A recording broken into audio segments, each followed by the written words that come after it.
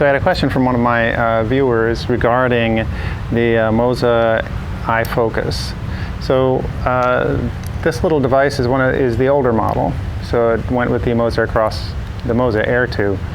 And it works with the Moza Air Cross too, but when you're updating it, you have to have the Moza Air 2 to update it, unless they've changed it recently. But the only way I was able to update this was, and with firmware update, was to plug it back into the old Moza Air 2, plug that into the computer, update it from there, and it worked really well.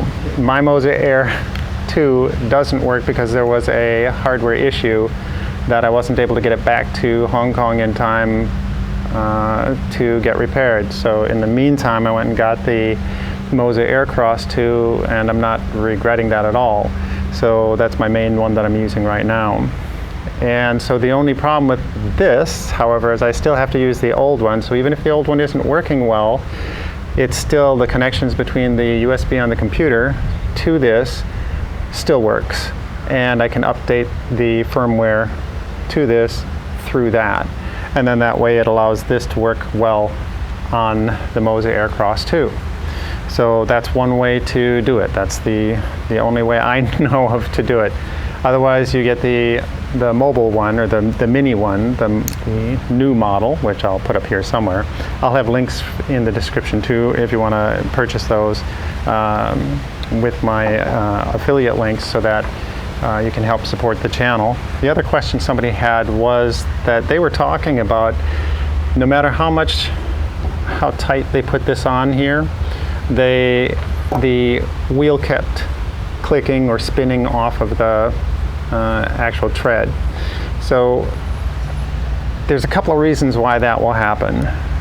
One is if you're using a honker like this. This is a pound. This is a heavy metal and glass lens. It's the SLR 10 millimeter, and this weighs a lot, but it also, these are not easy to turn, meaning they're not like this. This is a piece of cake. When these are rolling for focus, not a problem. It's glass smooth. These are a bit stiffer.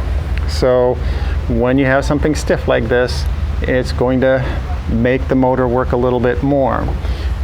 That does not mean that it won't work. I use this all the time. These fit perfectly. If your teeth do not fit on there from the Moza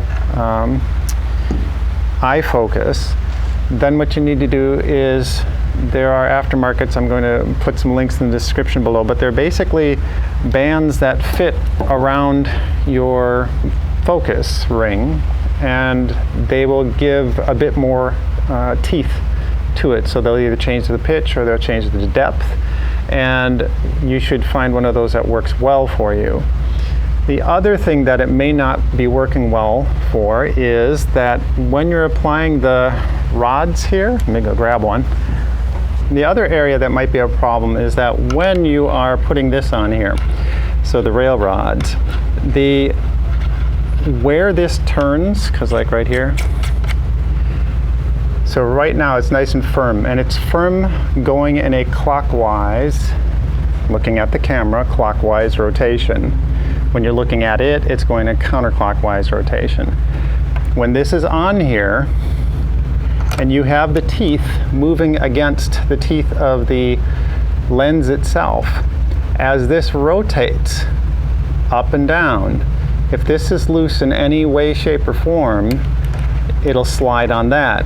If it's as tight as possible, but this is loose on here, it will, whenever this starts going and rotating downward, it'll start to turn it here.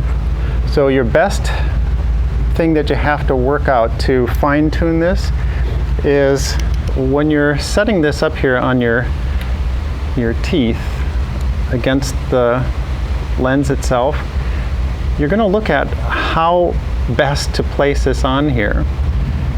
If I place it up here, that means it's going to work really well in one direction, because again, it turns tight going this way.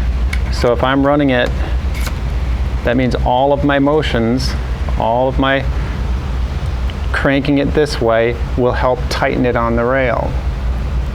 As it goes the other direction, if this is really hard to turn because you're using one of these lenses, or it's not quite butting up against the teeth, or the teeth don't fit because you don't have the same pitch and depth, then you're going to get some skipping.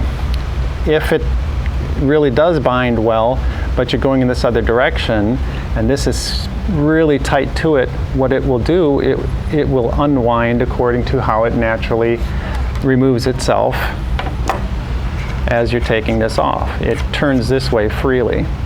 So one is you got to make sure that this is really tight, and there are aftermarket little nylon pads that you can put in there. They have that just for normal screws and so forth. If it became a problem, you could make sure that that is taken care of there. But the other thing is just to make sure of where you have this placing on the actual lens. Sometimes you get better performance here, sometimes you get it underneath here, sometimes it's best here. So your position on here is really important. Or sometimes you'll find it where it's just feeding right about here, where it's not quite under but not quite over. And again, the tension on the ring itself will help determine that. You can also mount it from on top. You can actually take this off, you can put another accessory on top here, and you can run the rails from on top. And then that way you've got just a side-to-side rotation like that, and it doesn't become as much a problem. You can also mount this on the other side. These come off, you can just turn that and rotate it the other direction, so you're running the rod on the other side.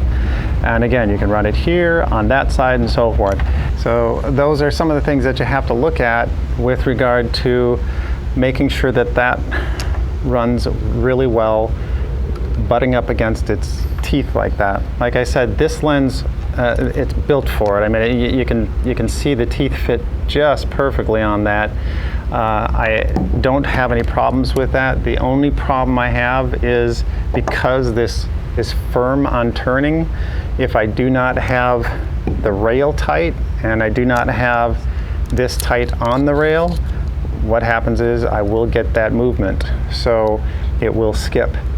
But the other thing also that you might want to look at is to make sure that you have your A and B points set on your Moza Air Cross 2 or your Moza Air, whatever one you happen to be using, so that when you're turning that dial on the side here, that it doesn't keep pushing past the point of your end focus. So on either towards your minimum or your maximum, that it goes to the end there, you get to the end, you tap it, and you set your A point and your B points, so that the signal no longer goes to turn the wheel, because that will cause that to skip. Like I said, it's got some horsepower on this thing. It's got some good turning power, so that will push past a lot of your other successful preventatives for making that turn.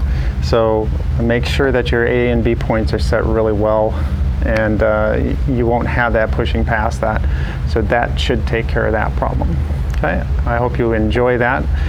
If you have any other questions, please let me know, and I'll see if I can help you out. Also, please make sure that you thumbs up and subscribe if you haven't, and I appreciate that.